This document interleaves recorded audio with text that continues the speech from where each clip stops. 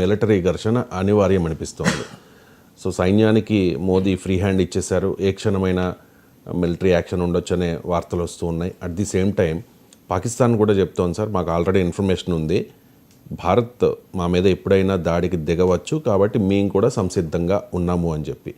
చాలామందికి వచ్చే సందేహం సార్, ఇప్పుడు మరి ఇండియా పాకిస్తాన్ల బలాబలాల్లో తేడా ఏంటి అని చెప్పి. తేడా ఏంటి సార్? అంటే బలాబలాల్లో తేడా చెప్పే ముందు మనకు అర్థం కావాలి, యుద్ధం అంటూ వస్తే బలమైన వాడు నష్టపోతాడు, బలహీన నష్టపోతాడు. యుద్ధం అంటూ వస్తే రష్యా ఉక్రెయిన్ వారైంది, డెఫినెట్గా రష్యా బలవంతుడు, కానీ రష్యా కూడా నష్టపోయింది కదా. ఉక్రెయిన్ ఒక్కడే కాదు, ఇజ్రాయెల్ హమాస్ మధ్య యుద్ధం. ఇజ్రాయెల్ హమాస్తో పోలిస్తే చాలా బలమైన దేశం, కానీ ఇజ్రాయెల్ కూడా నష్టపోయింది కదా. అందువల్ల యుద్ధం ఏ దేశానికి అభివృద్ధినివ్వదు.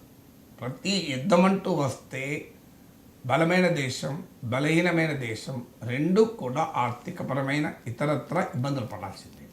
అందుకే పదే పదే చెప్పేది, యుద్ధాన్ని కోరుకోకూడదు, యుద్ధోన్మాదాన్ని ప్రదర్శించకూడదు, యుద్ధం కోసం రంకెలేయకూడదు. యుద్ధం యుద్ధం యుద్ధం అని కావాలని యుద్ధాసురులు సమాజంలో పెరిగిపోతున్నారు, ముఖ్యంగా సోషల్ మీడియాలో పెరిగిపోతున్నారు.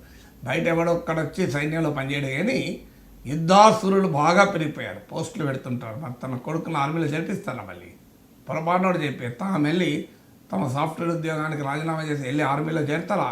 చేరరు. కానీ సోషల్ మీడియాలో మాత్రం యుద్ధం యుద్ధం యుద్ధం అని యుద్ధాసులు ఎక్కువైపోయారు. కానీ యుద్ధం ఎప్పుడూ కోరుకోదు, యుద్ధం అనేది మనము కోరుకోకూడదు. అదే సమయంలో యుద్ధం వస్తే భయపడకూడదు. నేను ఉదాహరణకు మహాభారతాన్ని ఉటంకిస్తూ చెప్తున్నాను. మహాభారతంలో ఏం జరిగింది? దానిలో ఈ పాండవులు ఏమడిగారు? 5 ఊర్లు ఇచ్చైనా సంధి చేసుకోమన్నారు. కానీ సంధికి దుర్యోధనుడు అంగీకరించినప్పుడు ఏం చేశారు? యుద్ధం చేశారు. శ్రీకృష్ణ పరమాత్మ యుద్ధం ఆపటానికి కౌరవ సభకు పాండవుల రాయబారిగా వెళ్ళాడు, మర్చిపోదామా?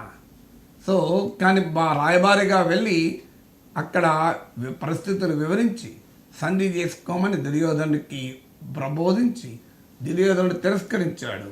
అలుగుట ఏ ఎరింగని యజాత శత్రువి అలిగిన నాడు అంటూ శ్రీకృష్ణుడు పద్యం మనకి ఇప్పటికీ గుర్తొస్తుంది. సో అదంతా చెప్పిన దుర్యోధనుడు విన్నప్పుడు శ్రీకృష్ణ పరమాత్మ అర్జునుడికి సారథి అయి కురుక్షేత్రం యుద్ధ సైన్యాలు మోహరించిన వేళ మధ్యలో నిలబడి యుద్ధ వివక్షుడైపోయి, నేను యుద్ధము చేయను, నా తండ్రులు, తాతలు, కొడుకులు, మనమళ్ళు, స్నేహితులతో నేనేం యుద్ధం చేయాలి, ఈ రక్తాన్నాన్ని ఎలా బోధించాలి అంటే అర్జునుడికి గీతను బోధించి కర్తవ్యాన్ని బోధిస్తాడు. మీరు దీన్ని బట్టి ఏమర్థమవుతుంది? యుద్ధం నివారించడానికి ప్రయత్నించింది శ్రీకృష్ణ పరమాత్మ. యుద్ధం చేయనని అర్జునుడు వివశుడై పడిపోతే అర్జునుడికి ఉత్సాహాన్నిచ్చి తన కర్తవ్యాన్ని బోధించింది శ్రీకృష్ణ పరమాత్మ. అంటే అర్థం ఏంటి దీని నుంచి? సో ఇది భారతీయ తాత్విక వారసత్వం మనకేం చెప్తోంది? యుద్ధం కోరుకోకూడదు, యుద్ధ నివారణకు అన్ని చర్యలు తీసుకోవాలి, యుద్ధ పరిస్థితులు రాకుండా జాగ్రత్త పడాలి, మనం ఇచ్చే స్పందన కూడా. కానీ అదే సమయంలో అనివార్యమైతే యుద్ధం అంటూ మనపైన నెట్టబడితే దేశభక్తితో భారతీయుడు ఎవడు వెనక్కి తగ్గకూడదు.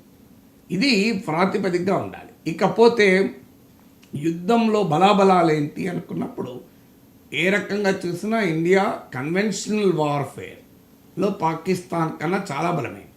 ఎక్కువ ఉదాహరణకు రక్షణ వ్యయమే తీసుకుందాం. 2024 రక్షణ వ్యయం లెక్కలు వచ్చాయి. Stockholm international piece research institute, SIPRI అంటారు.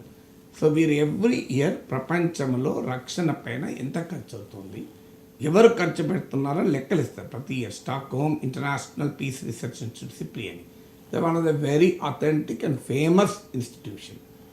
ఈ సిప్రి 2 రోజుల క్రితం లెక్కలు ఇచ్చింది, మీరు మీడియాలో దొరుకుతుంది చూడండి. సో ఈ సిప్రి లెక్కల ప్రకారం ప్రపంచం 2024లో $2.7 ట్రిలియన్ ఖర్చు పెట్టింది.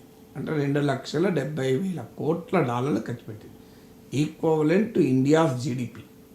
అంటే ప్రపంచంలో 5వ పెద్ద ఆర్థిక వ్యవస్థ అయిన భారతదేశానికి, 4వ పెద్ద ఆర్థిక వ్యవస్థ అనుకుంటాను అయినటువంటి భారతదేశానికి